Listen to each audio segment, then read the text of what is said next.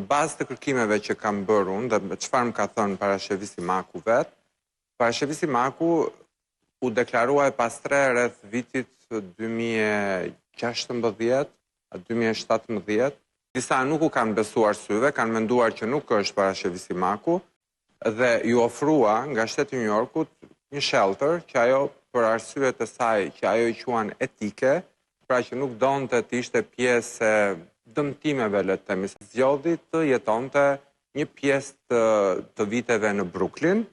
Në Brooklyn ajo thot që ka jetuar me një grua Jewish, izraelite, ata ishin besimtar, ku ajo mori dhe mësimet e para, thot, të Torës. Gjithashtu një zonjë e varfër, e cila mbjetonte, por e donte shumë parashevin. Dhe të gjithë izraelitët rreth zonës e donin parashevin. Tuash ato vite, le të themi para pandemi, tua në Times Square, në qendër të New York, unë e pyeta përse zgjodhe të jetosh këtu, se ishte ambient i hapur, dhe ajo tha kisha frikë që të mos dhunohesha nga persona të tjerë që mund të ishin dhe ata të pastre.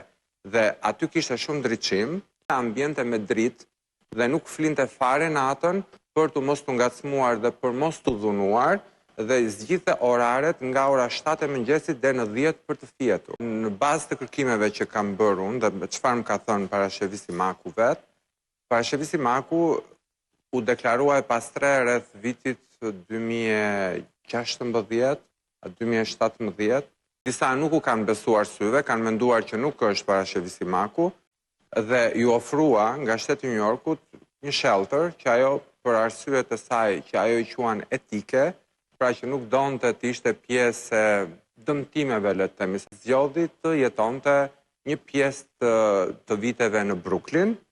Në Brooklyn ajo thot që ka jetuar me një grua Jewish, izraelite, ata ishin besimtar, ku ajo mori dhe mësimet e para, thot, të Torës. Gjithashtu një zonjë e varfër, e cila mbjetonte, por e donte shumë parashevin. Dhe të gjithë izraelitët rreth zonës e donin parashevin. Tuash ato vite, le të themi para pandemi, tua në Times Square, në qendër të New York, unë e pyeta përse zgjodhe të jetosh këtu, se ishte ambient i hapur, dhe ajo tha kisha frikë që të mos dhunohesha nga persona të tjerë që mund të ishin dhe ata të pastre.